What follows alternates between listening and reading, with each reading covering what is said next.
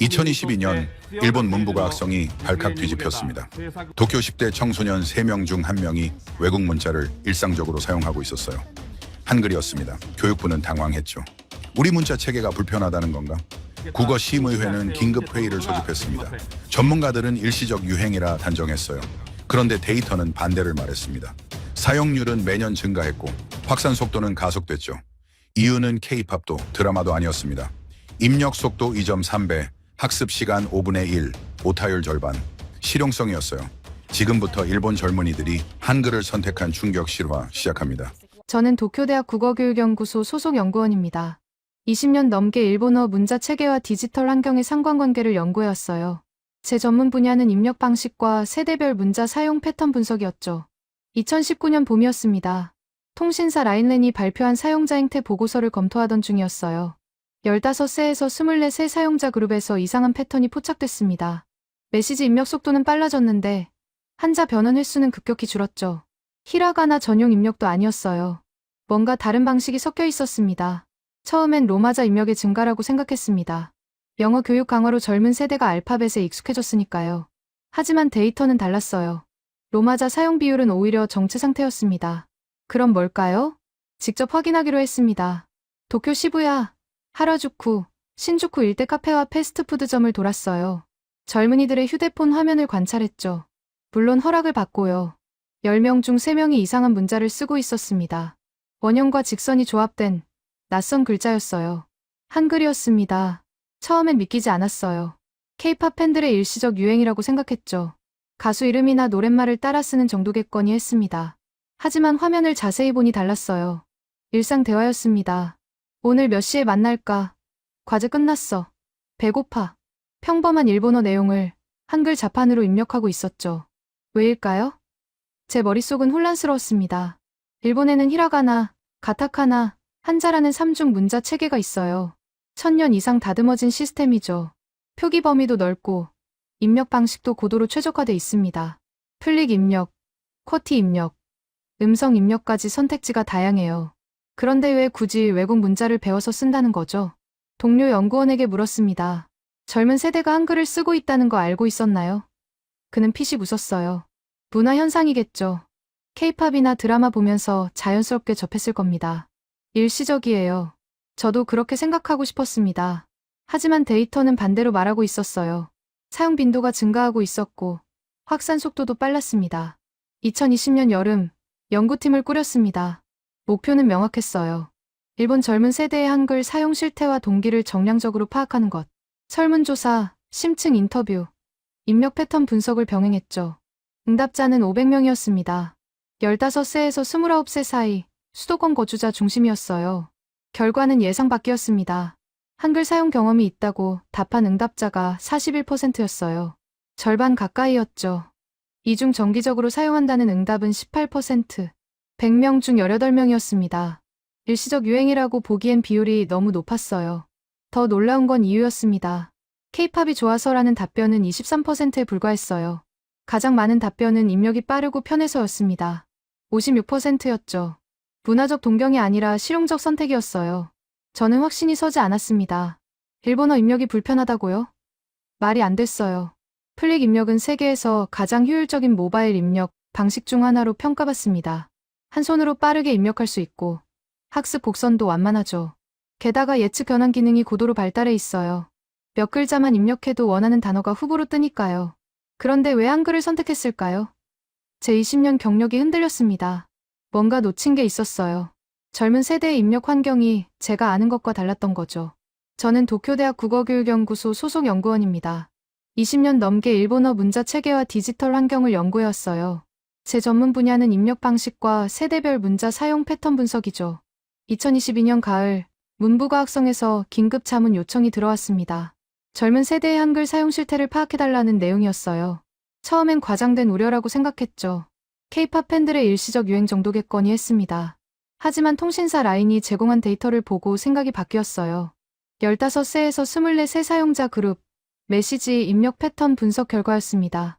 한자 변환 버튼 클릭 횟수가 전년 대비 27% 감소했어요. 히라가나 전용 입력도 아니었죠. 뭔가 다른 입력 방식이 섞여 있었습니다. 직접 확인하기로 했습니다. 도쿄 시부야, 하라주쿠, 신주쿠 일대 카페 15곳을 돌았어요. 허락을 받고 젊은이들의 입력 화면을 관찰했죠. 100명을 관찰했습니다. 그중 34명이 한글을 쓰고 있었어요. 이거 뭐예요? 제가 물었습니다. 18살 여학생이 화면을 보여줬어요. 한글이요. 메모할 때 써요. 빨라서요. 내용은 평범한 일본어 대화였습니다. 오늘 몇 시에 만날까? 과제 끝났어. 배고파. 일본어를 한글로 적고 있었죠. 왜 빠르다는 거죠? 저는 이해할 수 없었습니다. 일본어 플릭 입력은 세계 최고 수준이에요. 한 손으로 빠르게 입력할 수 있고 예측 변환도 정교하죠. 그런데 왜 외국 문자를 배워서까지 쓴다는 건가요? 연구팀을 꾸렸습니다. 목표는 명확했어요. 일본어 입력의 어떤 부분이 불편한지, 한글은 왜 빠르다고 느끼는지 정량적으로 측정하는 것. 시험 참가자는 200명이었습니다. 16세에서 22세, 일본어 네이티브 스피커였죠. 첫 번째 실험은 단순했습니다. 같은 문장을 일본어 입력과 한글 입력으로 각각 작성하는 거예요. 문장은 오늘 오후 3시에 카페에서 만나자였습니다. 평범한 일상 대화죠. 일본어 입력 과정을 녹화했습니다. 참가자들은 이렇게 입력했어요. 교를 치면 오늘 후보가 뜹니다. 선택하죠. 고고를 치면 오후 후보가 뜹니다. 선택합니다. 산을 치면 새 후보가 나와요. 선택하죠. 지를 치면 시 후보가 뜹니다. 또 선택해요. 매번 변환 버튼을 눌러야 했습니다. 후보가 여러 개면 고르는 시간이 추가됐죠. 카페를 입력할 때 문제가 생겼어요. 카페를 히라가나로 쓰면 카우에오 읽힙니다. 그래서 가타카나로 바꿔야 해요. 입력 모드 전환이 필요했죠.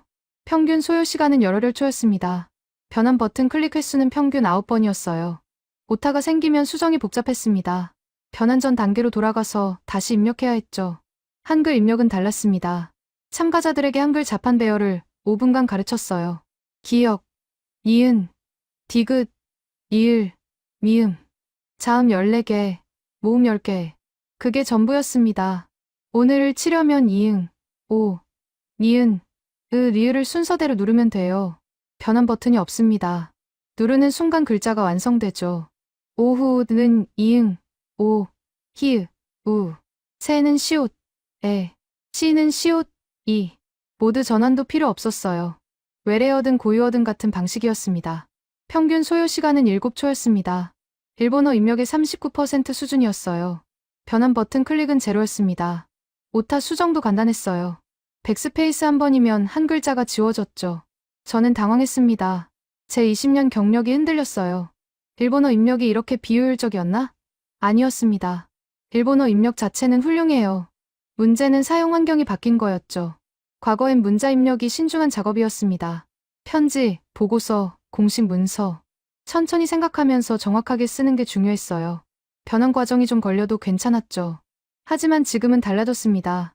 메신저, SNS, 실시간 채팅. 젊은 세대는 하루에 평균 300번 이상 메시지를 보냅니다. 한 번에 10자에서 20자 정도죠. 짧고 빠르게 생각하는 속도로 입력하고 싶어 해요. 변환 버튼을 누르고 후보를 고르고 모드를 전환하는 과정이 답답하게 느껴졌던 겁니다. 두 번째 실험은 연속 입력이었습니다. 5분 동안 자유롭게 대화하는 거예요. 친구와 메신저로 대화하듯이요. 일본어 입력 그룹은 평균 130자를 입력했습니다. 한글 입력 그룹은 평균 290자였어요. 2.2배 차이였죠. 참가자들에게 물었습니다. 어떤 게 더 편했나요? 한글 입력 그룹의 87%가 한글이 편했다고 답했어요. 이유는 명확했습니다. 생각나는 대로 바로 칠 수 있어서, 변환 안 눌러도 돼서, 오타 고치기 쉬워서. 일본 국어심의회에 중간 보고를 올렸습니다. 반응은 차가웠어요.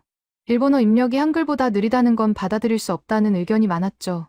젊은이들이 플릭 입력을 제대로 익히지 못한 것 아닌가 하는 반론도 나왔습니다. 저도 그렇게 생각하고 싶었습니다. 하지만 데이터는 거짓말하지 않았어요. 플릭 입력 숙련자를 대상으로 한 추가 시험에서도 결과는 같았습니다. 한글이 평균 1.8배 빨랐죠. 문제는 속도만이 아니었습니다. 학습 곡선이었어요. 일본어는 히라가나 46자, 가타카나 46자, 상용한자 2136자를 배워야 합니다. 초등학교 6년 동안 단계적으로 익히죠. 한글은 달랐습니다. 자음 14개, 모음 10개, 조합 원리만 이해하면 모든 글자를 쓸 수 있었어요. 시험 참가자 중 한글을 처음 배운 사람이 120명이었습니다. 평균 학습 시간은 42분이었어요. 1시간도 안 걸렸죠. 이틀 후 다시 테스트했습니다. 78%가 일상 대화 수준의 문장을 무리 없이 입력했어요. 저는 혼란스러웠습니다. 일본 문자 체계가 불편하다는 게 아니에요. 1000년 이상 다듬어진 표현력 풍부한 시스템이죠. 하지만 디지털 입력 환경에선 다른 기준이 작동하고 있었습니다. 변환 없이 바로 찍히는 것. 배우는데 1시간이면 충분한 것. 젊은 세대는 그걸 선택하고 있었어요. 문부과학성은 침묵했습니다. 국어심의회는 추가 검증을 요구했죠. 하지만 거리에선 이미 변화가 시작되고 있었습니다. 2023년 봄이었습니다. 도쿄 게이오 대학 언어학과에서 이상한 보고가 올라왔어요. 학생들이 수업 노트를 한글로 작성하고 있다는 내용이었죠. 교수는 당황했습니다. 왜 외국 문자로 필기를 하느냐고 물었어요. 학생들의 답변은 단순했습니다. 빠르니까요. 저는 직접 확인하러 갔습니다. 게이오 대학 중앙도서관. 오후 3시였어요. 열람실엔 200여 명의 학생이 있었죠. 책상을 돌며 관찰했습니다. 노트북 화면, 태블릿 화면, 스마트폰 메모장. 10명 중 4명이 한글을 쓰고 있었어요. 21살 경제학과 학생에게 물었습니다. 왜 한글로 필기하세요? 그는 화면을 보여줬어요. 교수님 말씀을 실시간으로 받아 적으려면 이게 제일 빨라요. 일본어로 치면 변환하느라 놓치는 내용이 많거든요. 노트 내용은 전부 일본어였습니다. 단지 표기만 한글이었죠. 옆자리 학생도 마찬가지였습니다. 20살 법학과 여학생이었어요. 저는 시험 준비할 때도 한글로 정리해요. 타이핑이 빠르니까 복습 노트를 금방 만들 수 있어요. 나중에 읽을 땐 일본어로 읽으면 되고요. 그녀의 태블릿엔 민법 조문이 한글로 빼곡히 적혀 있었습니다. 이건 단순한 유행이 아니었습니다. 실용적 선택이었어요. 학생들은 한글을 일본어의 대체제가 아니라 보조 도구로 쓰고 있었죠. 빠른 입력이 필요한 상황에선 한글, 공식 문서나 제출물은 일본어, 상황에 따라 전환하고 있었습니다. 연구팀은 전국 15개 대학을 조사했습니다. 설문 응답자는 1200명이었어요. 결과는 놀라웠습니다. 한글을 알고 있다고 답한 학생이 52%였죠. 절반을 넘었어요. 이 중 정기적으로 사용한다는 응답은 34%였습니다. 3명 중 1명 꼴이었죠. 용도를 물었습니다. 가장 많은 답변은 개인 메모였어요. 68%였죠. 두 번째는 친구와의 비공식 메시지로 61%, 세 번째는 수업 필기로 43%였습니다. 공통점이 있었어요. 전부 속도가 중요한 상황이었죠. 흥미로운 건 학습 경로였습니다. 학교에서 배웠다는 응답은 3%에 불과했어요. 혼자 익혔다가 71%, 친구에게 배웠다가 26%였죠. 제도권 교육이 아니었습니다. 자발적 학습이었어요. 배우는데 얼마나 걸렸냐고 물었습니다. 평균 답변은 1시간 이내였어요. 유튜브 영상 하나, 앱 튜토리얼 하나면 충분했다고 했죠. 한글의 체계적 구조가 학습을 쉽게 만들었습니다. 자음과 모음의 조합 원리만 이해하면 모든 글자를 만들 수 있었으니까요. 2023년 여름, 변화는 대학을 넘어섰습니다. 도쿄 시내 고등학교 30곳을 조사했어요. 17살에서 18살 학생 800명을 대상으로 했죠. 한글 사용 경험이 있다는 응답이 47%였습니다. 대학생보다 조금 낮았지만 여전히 높은 비율이었어요. 고등학생들의 사용 패턴은 대학생과 달랐습니다. 친구들과의 비밀 대화가 주된 용도였어요. 한글로 메시지를 보내면 선생님이나 부모님이 읽기 어렵다는 거죠. 일종의 암호처럼 쓰고 있었습니다. 한 고등학교 교사가 말했습니다. 학생들이 쉬는 시간에 한글로 쪽지를 주고받아요. 제가 보면 뭔지 모르니까요. 나쁜 내용은 아닌 것 같은데 걱정되긴 하죠. 그는 한글을 배울 생각은 없다고 했어요. 지금 나이에 새 문자를 배우긴 힘들어요. 세대 간 격차가 생기고 있었습니다. 젊은 층은 한글을 자유롭게 쓰고 기성세대는 이해하지 못하는 상황. 일본에선 처음 보는 현상이었어요. 일본어는 세대를 관통하는 공통 언어였는데 이제 표기 방식이 갈리기 시작한 겁니다. 문부과학성은 우려했습니다. 국어교육의 근간이 흔들리는 건 아닌가. 긴급 회의가 소집됐어요. 참석자는 국어심의회 위원, 교육정책 담당자, 언어학자들이었죠. 저도 초대받았습니다. 회의장 분위기는 무거웠습니다. 젊은이들이 일본어를 포기하는 건가? 한 위원이 물었어요. 저는 고개를 저었습니다. 아닙니다. 그들은 여전히 일본어를 씁니다. 다만 표기 도구를 선택하고 있을 뿐이죠. 그럼 대책은? 또 다른 위원이 물었습니다. 저는 답하기 어려웠어요. 금지할 수도 없었죠. 법적 근거도 없고 실효성도 의문이었습니다. 일본어 입력을 더 빠르게 개선할까요? 가능하지만 시간이 걸렸어요. 그 사이 한글 사용은 더 확산될 겁니다. 한 교육학자가 말했습니다. 이건 단순한 입력 방식의 문제가 아닙니다. 젊은 세대가 효율을 최우선으로 두고 있다는 신호예요. 전통이나 관습보다 실용을 선택하는 거죠. 회의장이 조용해졌습니다. 모두가 그 말에 무게를 느끼고 있었어요. 저는 추가 조사 결과를 보고했습니다. 한글 사용자 중 83%가 일본어 능력에는 아무 문제가 없다고 답했습니다. 공식 시험 점수도 비사용자와 차이가 없었어요. 오히려 빠른 필기 덕분에 학습 효율이 올랐다는 응답도 있었죠. 회의는 결론 없이 끝났습니다. 더 지켜보자는 게 전부였어요. 하지만 거리에선 변화가 가속되고 있었습니다. 2023년 가을, 일본 최대 메신저 앱 라인이 업데이트를 발표했습니다. 한글 자판을 기본 옵션에 추가한다는 내용이었어요. 사용자 요청이 많아서라고 했죠. 한글 입력이 공식 지원을 받기 시작한 겁니다. 도쿄 아키하바라 전자상가에선 한글 자판 스티커가 팔리기 시작했습니다. 노트북 키보드에 붙이는 거예요. 한 달에 3,000장이 팔렸다고 했죠. 판매자는 말했습니다. 처음엔 K-팝 팬들만 사는 줄 알았어요. 그런데 보니까 일반 학생들이 더 많이 사더라고요. 타이핑 연습한다면서요. 출판사들도 움직였습니다. 일본인을 위한 한글 입력 가이드라는 책이 나왔어요. 초판 5,000부가 2주 만에 매진됐죠. 교보문고 언어 코너 베스트셀러 3위에 올랐습니다. 저자는 20대 프로그래머였어요. 그는 인터뷰에서 말했습니다. 한글은 배우기 쉽고, 쓰기 빠르고, 틀리기 어렵습니다. 디지털 시대에 최적화된 문자예요. 기업들도 주목하기 시작했습니다. 도쿄의 한 스타트업은 사내 메신저를 한글 입력 지원으로 바꿨어요. 직원 평균 연령이 28살이었죠. 대표는 말했습니다. 업무 속도가 15% 올랐어요. 빠른 소통이 필요한 스타트업 환경에선 중요한 차이죠. 저는 현장을 돌며 인터뷰를 계속했습니다. 한 23살 디자이너가 말했어요. 저는 아이디어 스케치할 때 한글로 메모해요. 생각을 놓치지 않으려면 빨리 적어야 하거든요. 일본어로 치면 변환하느라 생각이 끊겨요. 그녀의 노트엔 디자인 콘셉트가 한글로 빼곡했습니다. 25살 프로그래머는 이렇게 말했습니다. 코드 주석을 한글로 달아요. 빠르게 적을 수 있고 나중에 보면 일본어로 읽히니까 편하죠. 일본어 주석보다 작성 시간이 절반이에요. 공통점이 있었습니다. 모두 속도를 이유로 들었어요. 문화적 동경이나 유행이 아니었죠. 업무 효율, 학습 효율, 소통 효율, 실용적 판단이었습니다. 국어심의회는 여전히 관망하고 있었습니다. 하지만 현장에선 이미 선택이 이뤄지고 있었어요. 젊은 세대는 기다리지 않았습니다. 더 빠른 도구가 있으면 바로 썼죠. 허락을 구하지 않았습니다. 2023년 겨울, 예상치 못한 곳에서 파장이 일었습니다. 서울이었어요. 한국문화체육관광부 산하국립국어원에서 보고서 한 편이 발표됐죠. 제목은 일본 내 한글 사용 실태 및 확산 요인 분석이었습니다. 보고서는 충격적이었어요. 일본 내 한글 사용자가 약 800만 명으로 추산된다는 내용이었죠. 일본 전체 인구의 6.3%였습니다. 특히 15세에서 29세 구간에선 23%에 달했어요. 4명 중 1명꼴이었죠. 한국 언론이 들썩였습니다. 한글, 일본 젊은이들의 새로운 문자로라는 헤드라인이 쏟아졌어요. K-팝, 드라마에 이어 한글까지 수출한다는 논조였죠. 문화적 성취로 받아들이는 분위기였습니다. 하지만 보고서를 자세히 읽어보니 달랐습니다. 한국국립국어원 연구팀은 정확했어요. 일본 내 한글 사용은 문화적 동경이 아닌 입력 효율성에 기반한다고 명시했죠. 한글의 과학적 설계와 디지털 환경 적합성이 주요 요인이라고 분석했습니다. 저는 한국 연구팀에 연락했습니다. 공동 연구를 제안했어요. 일본 측 데이터와 한국 측 분석을 결합하면 더 정확한 그림을 그릴 수 있을 거라고 생각했죠.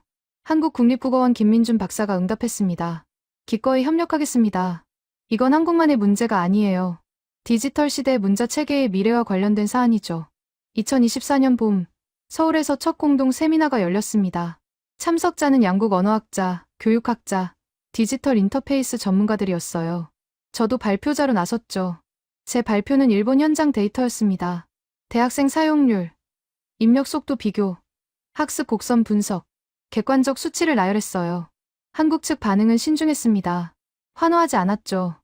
오히려 질문이 쏟아졌어요. 일본어 교육에 미치는 영향은 조사했습니까? 한 교육학자가 물었습니다. 저는 답했어요. 한글 사용자의 일본어 능력은 비사용자와 차이가 없었습니다. 오히려 빠른 필기로 학습 효율이 올랐다는 응답도 있었죠. 사회적 갈등 가능성은요? 또 다른 학자가 물었습니다. 세대 간 소통 단절, 공식 문서 혼란 같은 문제 말입니다. 저는 솔직히 답했어요. 아직 가시화되진 않았습니다. 하지만 우려는 있어요. 젊은 층이 한글을 암호처럼 쓰면서 기성세대와의 거리가 생기고 있거든요.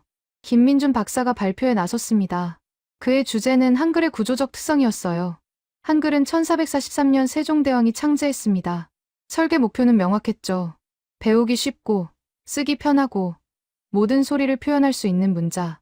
580년이 지난 지금 그 설계 철학이 디지털 환경에서 빛을 발하고 있습니다. 그는 화면에 자료를 띄웠습니다. 한글 자모 24개와 조합 원리였어요. 자음 14개, 모음 10개. 이 조합으로 11,172개의 음절을 만들 수 있습니다.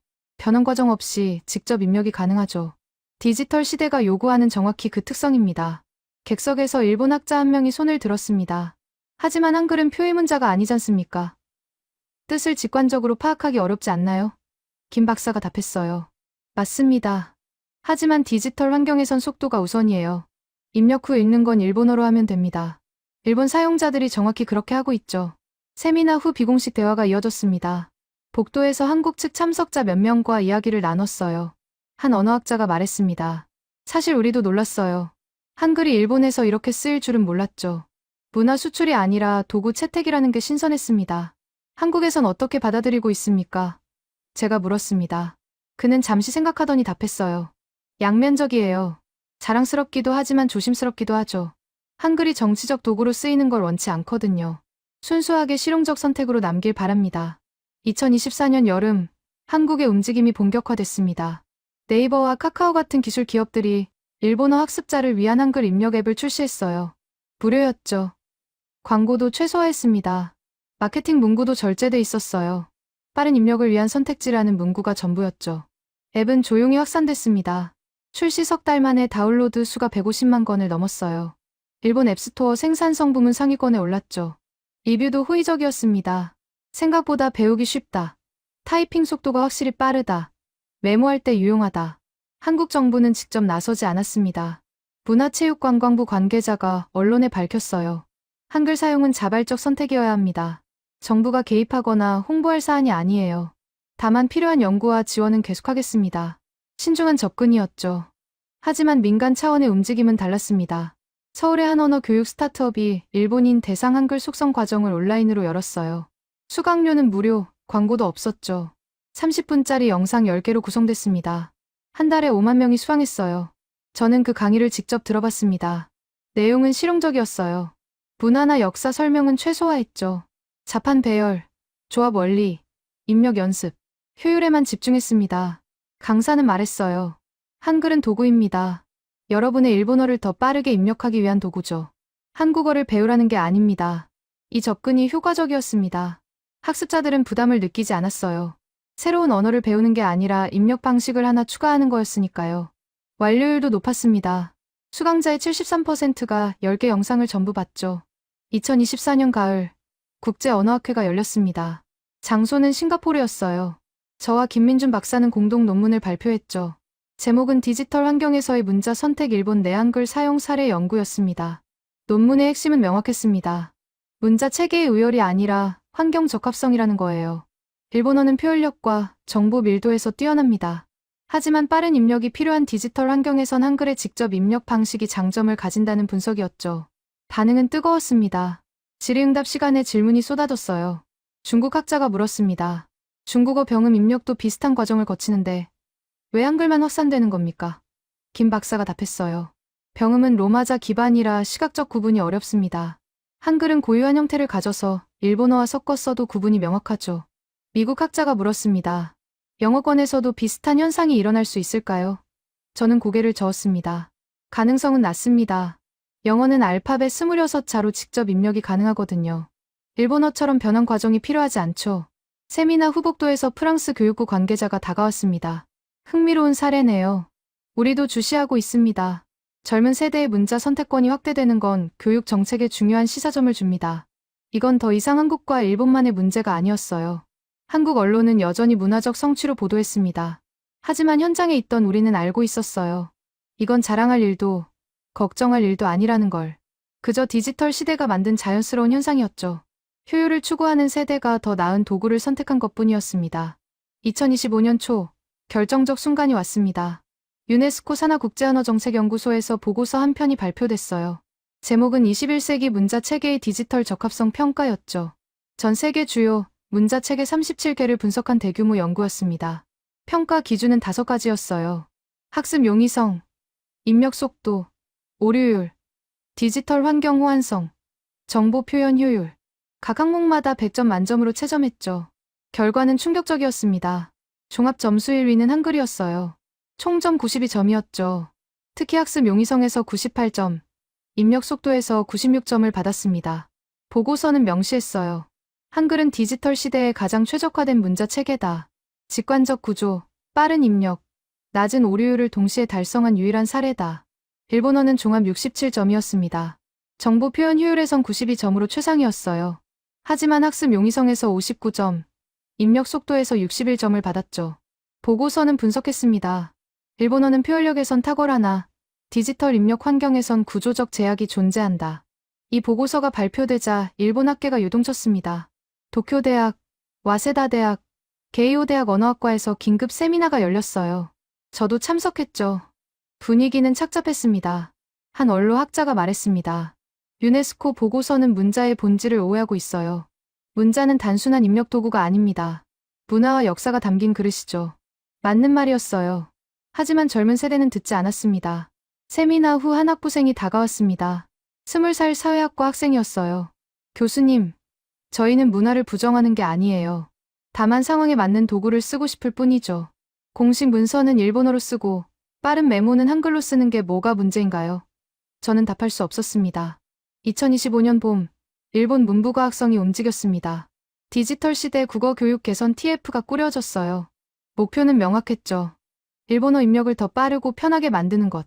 예산은 50억 엔이었습니다. 태스크포스는 기술 기업과 협력했습니다. 소니, 파나소닉, 소프트뱅크, 일본을 대표하는 기업들이었죠.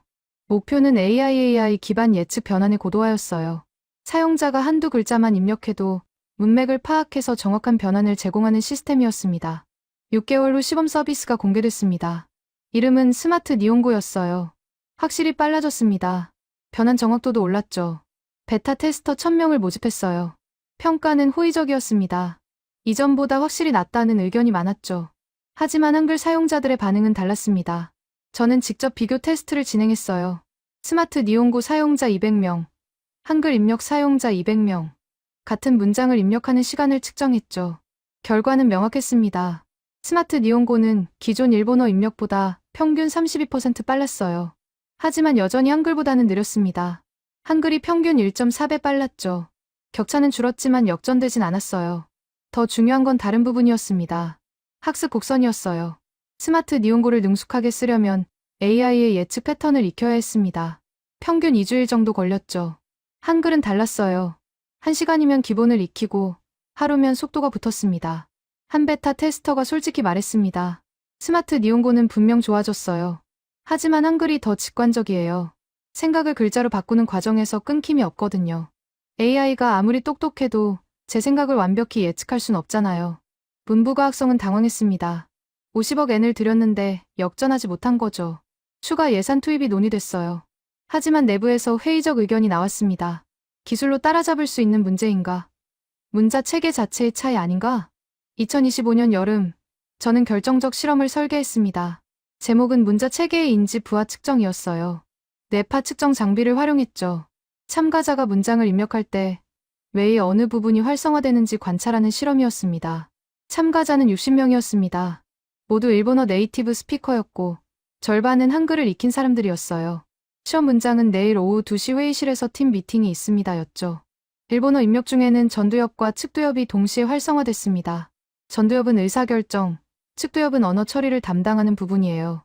참가자들은 입력하면서 동시에 변환 후보를 선택하고 있었던 거죠. 인지 부하가 높았습니다. 한글 입력 중에는 운동 피질만 주로 활성화됐어요. 손가락 움직임을 제어하는 부분이었죠. 전두엽 활성도는 현저히 낮았습니다. 변환 선택이 필요 없으니 의사결정 부담이 적었던 거예요. 참가자들은 거의 자동으로 입력하고 있었습니다. 데이터를 분석하던 중 놀라운 발견이 있었습니다. 한글 입력 숙련자들은 입력 중에 언어 처리 영역이 거의 활성화되지 않았어요. 마치 악기 연주하듯 생각이 손끝으로 바로 전달되고 있었죠. 언어를 문자로 변환하는 과정이 거의 자동화된 겁니다. 저는 이 결과를 보고 깨달았습니다. 이건 속도의 문제가 아니었어요. 인지 효율의 문제였죠. 한글은 뇌가 생각을 글자로 바꾸는 과정에서 중간 단계를 최소화했습니다. 생각과 입력 사이의 간극이 작았어요. 도쿄대학 인지과학과 교수가 제 실험을 검증했습니다. 결과는 재현됐어요. 그는 논문을 발표했죠. 한글의 직접 입력 방식은 인지 부하를 평균 43% 감소시킨다. 이는 단순히 빠른 것이 아니라 뇌가 편한 방식이다. 이 논문이 발표되자 일본 언어학계의 분위기가 바뀌었습니다. 한글 사용은 일시적 유행이라던 주장이 사라졌어요. 구조적 차이를 인정하기 시작했죠. 한 원로 학자가 공개 강연에서 말했습니다. 우리는 인정해야 합니다. 디지털 입력에선 한글이 우위에 있다는 걸. 2025년 가을 국제표준화기구 ISO에서 문자 입력 표준 개정안이 논의됐습니다. 핵심은 직접 입력 방식의 권장이었어요. 변환 과정을 최소화하고 사용자의 의도를 즉시 반영하는 시스템을 표준으로 삼자는 내용이었죠. 회의에서 한국 대표가 발표했습니다. 한글은 580년 전 설계됐지만 21세기 표준에 부합합니다. 우연이 아니에요. 인간의 발성 구조와 인지 과정을 반영한 설계였기 때문이죠. 박수가 터져나왔습니다. 일본 대표도 발표했습니다. 우리는 한글의 우수성을 인정합니다. 하지만 이는 일본어의 열등함을 의미하지 않아요. 문자는 각각의 강점이 있습니다. 우리는 상황에 맞는 선택을 존중해야 합니다. 이것도 박수를 받았어요. 회의 후복도에서 양국 대표가 악수했습니다. 저도 그 자리에 있었어요. 한국 대표가 말했습니다. 경쟁이 아닙니다. 공존이죠. 일본 대표가 답했습니다. 동의합니다. 우리 젊은이들이 이미 그렇게 하고 있으니까요. 그날 저녁 호텔방에서 데이터를 정리하며 생각했습니다. 20년 경력이 흔들린 이유를 이제 알겠더군요. 저는 문자를 문화로만 봤어요. 하지만 젊은 세대는 도구로 봤죠. 그들이 틀린 건 아니었습니다. 문자는 문화이기도 하지만 동시에 도구이기도 하니까요. 2025년 겨울, 일본 전역의 교육 현장이 흔들렸습니다. 도쿄 스기나미구의 한 중학교에서 시작됐어요. 3학년 담임교사가 학부모 상담에서 이상한 질문을 받았죠. 아이가 한글로 공부하고 싶다는데 학교에서 금지할 수 있나요? 교사는 당황했습니다. 무슨 말씀이신지. 학부모가 설명했어요. 아이가 수업 필기를 한글로 하고 싶대요. 더 빠르고 편하다면서요. 제가 봐도 그렇긴 한데 학교 규칙에 어긋나는 건 아닌지 모르겠어서요. 교사는 교장에게 보고했습니다. 교장은 당혹스러워했어요. 규칙은 없어. 일본어로 필기하라는 규정도 없고 외국 문자를 금지한다는 규정도 없어. 법적으로 문제될 건 없는데. 하지만 불안했죠. 이걸 허용하면 어떻게 되는 거지? 일주일 후 같은 학교에서 학생 17명이 한글 필기를 시작했습니다. 전체 학생의 20%였어요. 교사들은 혼란스러워했죠. 시험 답안은 어떻게 해야 하나요? 공식 제출물은요? 다른 학생들과의 형평성은요? 교장은 긴급 교사 회의를 소집했습니다. 당분간 지켜보자는 게 결론이었어요. 금지할 명분도 허용할 확신도 없었죠. 하지만 문제는 곧 터졌습니다. 한 수학 교사가 보고했습니다. 학생이 시험 답안을 한글로 썼어요. 저는 한글을 읽을 수 없습니다. 어떻게 채점하죠? 교장이 학생을 불렀어요. 답안을 일본어로 다시 써줄 수 있나? 학생은 고개를 저었습니다. 시험 시간엔 한글이 더 빨라서 그렇게 썼어요. 다시 쓰면 내용이 달라질 수 있어요. 결국 학교는 한글을 배울 수 있는 교사를 찾았습니다. 20대 신규 교사 한 명이 있었어요. 그가 답안을 읽어주고 다른 교사가 채점했죠. 하지만 이건 임시방편이었습니다. 모든 시험마다 이렇게 할 순 없었어요. 도쿄도 교육위원회가 움직였습니다. 비슷한 사례가 도내 43개 학교에서 보고됐거든요. 긴급 지침을 내렸습니다. 공식 시험 답안은 일본어로 작성해야 한다. 단, 개인 필기는 학생의 자유다. 학생들이 반발했습니다. 왜 필기는 되는데 시험은 안 되나요? 둘 다 공부인데요. 도쿄도 교육위원회는 설명했어요. 시험은 공정성이 중요해. 모든 교사가 채점할 수 있어야 하거든. 학생들은 수긍하지 않았습니다. 그럼 교사들이 한글을 배우면 되잖아요. 2025년 말 일본 교원노조가 성명을 발표했습니다. 교사에게 한글 학습을 강요할 수 없다. 이는 업무 범위를 벗어난다. 학부모 단체가 반박했어요. 아이들이 더 효율적인 방법을 찾았는데 왜 막나요? 교육은 학생을 위한 거 아닌가요? 논란이 커지자 문부과학성이 개입했습니다. 전국 설문조사를 실시했어요. 중고등학교 1,500개교, 학생 30만 명을 대상으로 했죠. 결과는 충격적이었습니다. 한글로 필기한 경험이 있는 학생이 36%였어요. 3명 중 1명이었죠.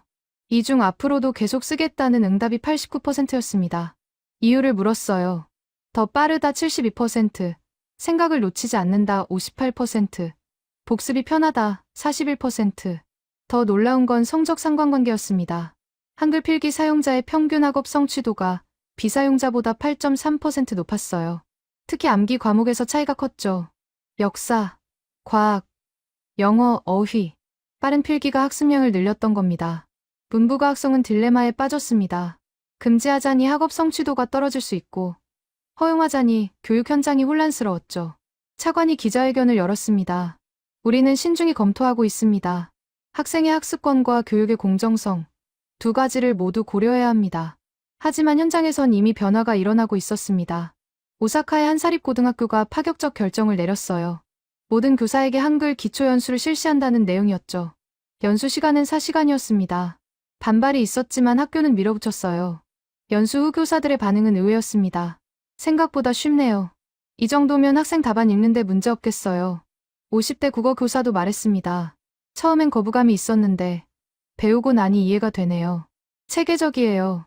이 학교의 사례가 언론에 보도되자 반응이 갈렸습니다. 보수 언론은 비판했어요. 일본 교육의 정체성이 흔들린다. 진보 언론은 옹호했죠. 학생 중심 교육의 모범 사례다. 하지만 가장 큰 변화는 대학에서 일어났습니다. 도쿄대학이 입시 정책을 발표했어요. 2026학년도부터 논술 시험에서 한글 답안을 허용한다는 내용이었죠. 단, 조건이 있었습니다. 채점관이 읽을 수 있도록 명확한 한글 표기를 요구한다. 발표 직후 논란이 폭발했습니다. 명문대가 일본어를 포기하는 건가? 비판이 쏟아졌어요. 도쿄대학 입학처장이 해명했습니다.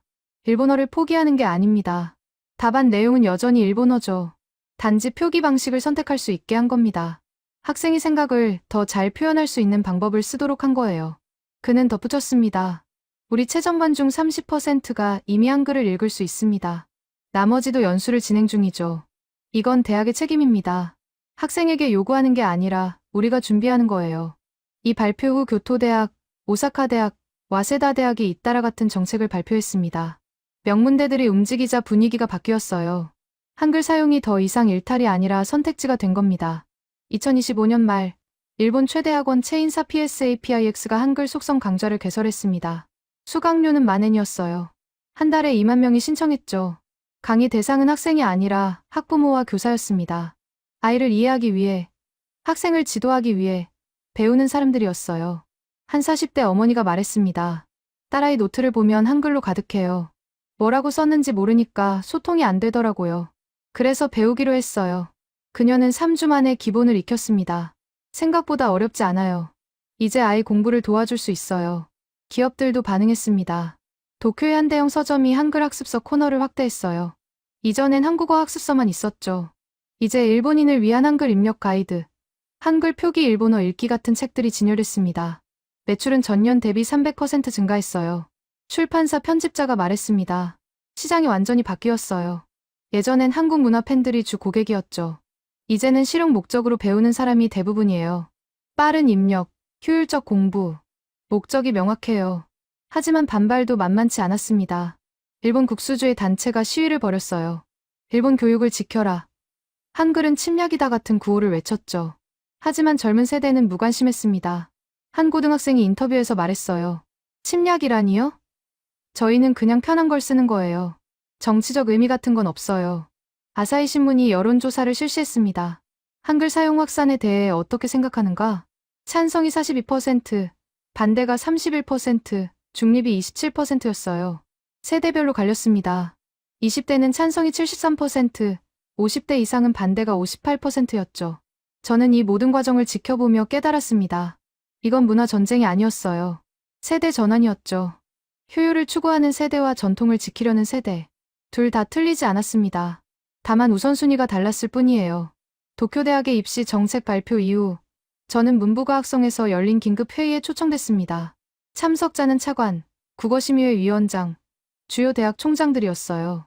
회의 주제는 명확했죠. 한글 확산에 대한 정부 입장 정립. 차관이 먼저 입을 열었습니다. 현실을 직시해야 합니다. 학생들의 선택을 막을 수 없어요. 금지하면 지하로 들어갈 뿐이죠. 우리가 통제할 수 없는 영역입니다. 분위기가 무거웠어요. 국어심의회 위원장이 말했습니다. 저는 20년간 일본어 순수성을 지켜왔습니다. 하지만 이번만큼은 인정해야 할 것 같아요. 우리가 틀렸던 게 아니라 환경이 변한 겁니다. 그의 목소리엔 피로가 묻어났죠. 교토대학 총장이 손을 들었습니다. 제 손자가 17살입니다. 한글로 공부해요. 제가 물었죠. 왜 일본어로 안 하느냐고. 손자가 답했어요. 할아버지, 저는 일본어로 생각하고 있어요. 단지 빠르게 적을 뿐이에요. 그 말을 듣고 깨달았습니다. 우린 문제를 잘못 봤어요. 저는 발표 순서가 왔을 때 솔직히 말했습니다. 저는 20년간 일본어 입력 시스템을 연구했어요. 자부심이 있었죠. 하지만 젊은 세대를 보며 배웠습니다. 문자는 고정된 게 아니에요. 사용자가 환경에 맞게 선택하는 거죠. 우리가 할 일은 막는 게 아니라 이해하는 겁니다. 와세다 대학 총장이 끼어들었습니다. 그럼 우리 입장은 뭡니까? 한글 사용을 공식 인정하는 겁니까? 차관이 답했어요. 인정이 아니라 존중입니다. 학생의 선택을 존중하되 일본어 교육의 근간은 유지하는 거죠. 균형이 필요합니다. 회의 후 며칠 뒤 문부과 학성이 공식 입장을 발표했습니다. 제목은 다양한 학습 방법의 존중과 일본어 교육의 강화였어요. 핵심 내용은 세 가지였죠. 첫째, 개인 학습에서의 한글 사용은 학생의 자유다. 둘째, 공식 시험과 제출물은 일본어를 원칙으로 하되 대학 자율로 예외를 인정할 수 있다. 셋째, 교사 대상 한글 기초 연수를 선택 과목으로 제공한다. 발표 직후 반응은 엇갈렸습니다. 보수 진영은 너무 후퇴했다고 비판했어요. 진보 진영은 아직 불충분하다고 했죠. 하지만 현장 반응은 달랐습니다. 교사들이 안도했어요. 이제 명확한 기준이 생겼다고 했죠. 며칠 후, 저는 전국 교사 연수 프로그램 설계를 요청받았습니다. 목표는 명확했어요. 교사들이 한글을 위협이 아닌 도구로 이해하게 만드는 것. 연수 시간은 4시간으로 정했죠. 너무 길면 부담스럽고, 너무 짧으면 실효성이 없었으니까요. 첫 연수는 도쿄에서 열렸습니다. 참가자는 200명이었어요. 대부분 40대 이상이었죠. 시작 전 분위기는 냉랭했습니다. 한 50대 교사가 말했어요. 왜 우리가 외국 문자를 배워야 하죠? 학생들이 일본어를 제대로 쓰게 하는 게 우리 일 아닙니까? 저는 정면으로 답했습니다. 맞습니다. 학생들이 일본어를 제대로 쓰게 하는 게 우리 일이에요. 그런데 한글은 일본어를 포기하는 게 아닙니다. 더 빠르게 적기 위한 도구일 뿐이죠. 학생들은 여전히 일본어로 생각하고 일본어로 읽습니다. 첫 시간은 한글의 구조를 설명했습니다. 자음 14개, 모음 10개, 조합 원리를 보여줬어요. 기역과 아를 합치면 가, 기역과 이를 합치면 기. 교사들은 따라 써봤습니다. 10분 만에 기본 원리를 이해했어요. 한 40대 여교사가 손을 들었습니다. 생각보다 쉽네요. 이게 전부예요. 저는 고개를 끄덕였죠. 네. 이게 전부입니다. 나머지는 연습이에요. 하루 30분씩 일주일 연습하면 학생 답안 읽는데 문제 없습니다. 두 번째 시간은 실습이었습니다. 학생 답안 샘플을 나눠줬어요. 수학, 역사, 과학 과목의 답안이었죠. 전부 한글로 적혀 있었습니다. 교사들은 천천히 읽기 시작했어요. 처음엔 더뎠습니다. 한 글자 한 글자 소리 내며 읽었죠. 하지만 10분이 지나자 속도가 붙었어요. 20분 후엔 대부분이 무리 없이 읽고 있었습니다. 한 교사가 놀라며 말했어요. 이거 읽히네요. 내용은 완전히 일본어인데 표기만 다른 거였어요. 세 번째 시간은 학생 인터뷰 영상을 보여줬습니다. 16살부터 19살까지 5명의 학생이 나왔어요. 왜 한글을 쓰는지, 일본어를 포기한 건지, 공부에 어떤 도움이 되는지 설명했죠. 한 남학생이 말했습니다. 저는 일본을 사랑해요. 일본어도 사랑하고요. 한글은 그냥 도구예요. 샤프 펜슬 대신 볼펜을 쓰는 것과 같아요. 쓰는 내용은 똑같은 일본어죠. 교사들의 표정이 부드러워졌습니다. 여학생 한 명이 덧붙였어요. 선생님들이 한글을 배우려고 노력해주시면 정말 감사할 것 같아요. 저희를 이해하려는 거잖아요. 그럼 저희도 선생님들 말씀을 더 잘 들을 거예요. 몇몇 교사의 눈가가 붉어졌습니다. 마지막 시간은 질의응답이었습니다. 질문이 쏟아졌어요. 채점은 어떻게 하죠? 다른 학생들과 형평성은요? 학부모 상담은 어떻게 하죠? 저는 하나씩 답했습니다. 실제 사례를 들며 설명했어요. 연수 후 설문조사를 했습니다. 한글에 대한 인식이 바뀌었습니까? 질문의 78%가 그렇다고 답했어요. 앞으로 학생의 한글 사용을 존중하겠습니까? 질문엔 82%가 그렇다고 했죠. 한 50대 남교사가 다가왔습니다. 처음엔 화가 났어요. 왜 우리 세대가 양보해야 하나 싶었죠. 하지만 오늘 깨달았습니다. 양보가 아니라 이해더라고요. 학생들은 우릴 거부한 게 아니에요. 그냥 더 나은 방법을 찾은 거였죠. 이후 전국에서 연수가 진행됐습니다. 오사카, 나고야, 후쿠오카, 삿포로 총 5,000명의 교사가 참여했어요. 완료율은 94%였죠. 중도 포기자는 거의 없었습니다. 변화가 가시화됐습니다. 학교 게시판에 공지가 붙었어요. 한글 답안 제출 시 주의사항이라는 제목이었죠. 금지가 아니라 가이드라인이었습니다. 명확한 표기, 읽기 쉬운 크기, 여백 확보 같은 실용적 내용이었어요. 학생들이 반겼습니다. 이제 눈치 안 보고 쓸 수 있어요 라고 했죠. 교사들도 편해졌습니다. 기준이 생기니까 혼란이 줄었어요 라고 했어요. 기업도 반응했습니다. 도쿄의 한 교육 출판사가 새 교재를 냈어요. 한글 표기 일본어 학습서였죠. 학생용이 아니라 교사와 학부모용이었습니다. 아이들의 언어를 이해하기 위해 필요한 책이었어요. 출판 3만 부가 2주 만에 매진됐습니다. NHK에서 다큐멘터리가 방영됐습니다. 제목은 젊은 세대의 선택, 한글과 일본어의 공존이었어요. 학생, 교사, 학부모, 전문가가 모두 나왔죠. 저도 출연했습니다. 프로그램 말미에 사회자가 물었습니다. 일본어의 미래를 어떻게 보십니까? 저는 답했어요. 일본어는 사라지지 않습니다. 오히려 더 풍부해질 거예요. 표기 방식의 선택지가 생긴 거니까요. 한글은 일본어의 적이 아니라 동반자입니다. 방송 후 시청자 게시판이 달아올랐습니다. 찬반이 팽팽했어요. 하지만 젊은 세대 댓글은 대부분 비슷했습니다. 제대로 이해해 주셔서 감사해요. 이제 떳떳하게 쓸 수 있겠어요. 선생님들이 노력해 주시는 게 고마워요. 며칠 후 저는 게이오 대학에서 특강을 했습니다. 청중은 300명이었어요. 대부분 대학생이었죠. 강의 후 질문 시간에 한 학생이 손을 들었습니다. 교수님은 언제 생각이 바뀌셨어요? 처음엔 반대하셨잖아요. 저는 솔직히 답했습니다. 반대한 게 아니라 이해하지 못했어요. 제가 본 건 문자 체계의 충돌이었죠. 하지만 여러분이 보여준 건 효율적 선택이었어요. 데이터를 보고, 현장을 보고, 여러분 이야기를 들으면서 배웠습니다. 연구자는 고집이 아니라 사실에 따라야 하니까요. 학생들이 박수쳤습니다. 강의 후 여러 학생이 다가와 인사했어요. 한 여학생이 말했습니다. 교수님 같은 분이 계셔서 다행이에요. 우일적으로 보지 않고 이해하려고 하시니까요. 저는 고개를 저었습니다. 여러분이 가르쳐준 거예요. 저는 배운 것뿐입니다. 그날 밤 연구실로 돌아와 데이터를 정리하며 생각했습니다. 20년 경력이 흔들린 게 아니었어요. 새로운 장이 열린 거였죠. 문자는 고정된 게 아니라 진화하는 겁니다. 그 진화를 막을 순 없어요. 다만 이해하고 존중하고 함께 나아갈 수 있을 뿐이죠. 전국 교사 연수가 마무리되고 저는 서울을 다시 방문했습니다.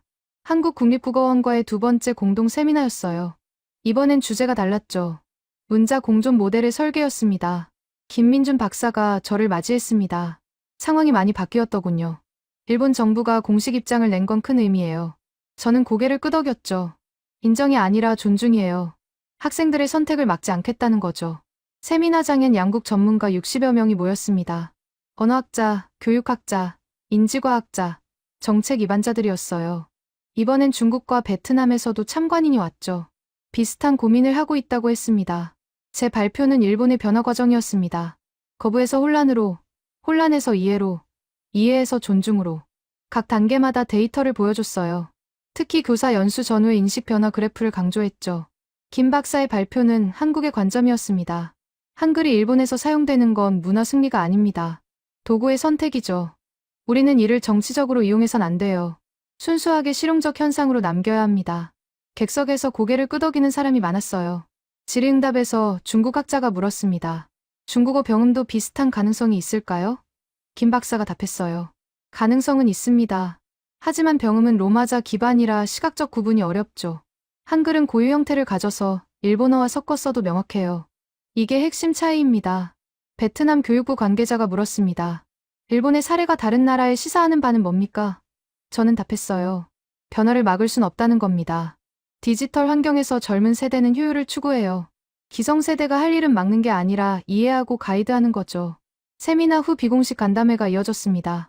복도에서 일본 문부과학성 과장과 한국문화체육관광부 과장이 대화를 나눴어요. 저도 그 자리에 있었죠. 한국 측 과장이 말했습니다. 일본이 현명한 선택을 하셨어요. 금지했다면 세대 갈등만 심화됐을 겁니다. 일본 측 과장이 답했죠.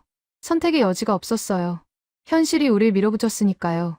다만 최대한 혼란을 줄이려 노력했을 뿐입니다. 앞으로 협력할 부분이 있을까요? 한국 측이 물었습니다. 일본 측이 잠시 생각하더니 답했어요. 교사 교육 자료 공유는 어떨까요? 한국이 개발한 한글 교육 콘텐츠 중 일본 교사에게 유용한 게 있을 것 같아요. 물론 상업적 목적이 아니라 교육 목적으로요.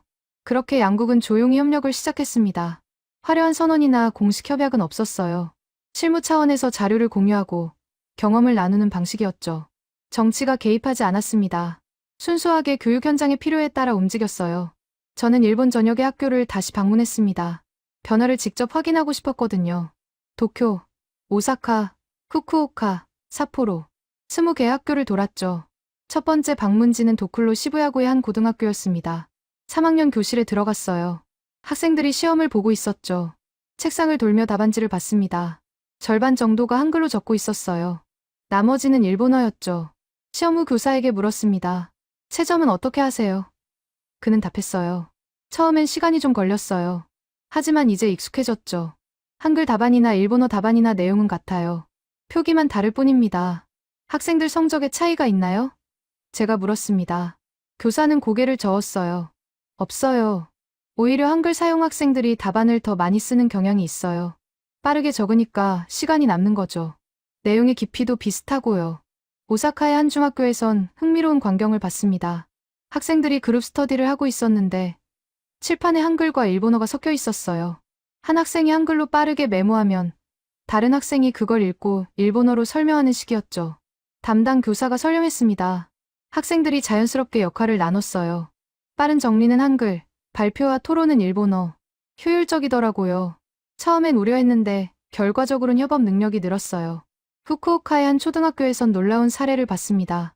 6학년 학생 중 몇몇이 한글을 배우고 있었어요. 아직 입력 속도를 고민할 나이는 아니었죠. 왜 배우는지 물었습니다. 한 여학생이 답했어요. 언니가 한글로 일기를 써요. 저도 궁금해서 배웠어요. 재밌어요. 퍼즐 맞추는 것 같아요.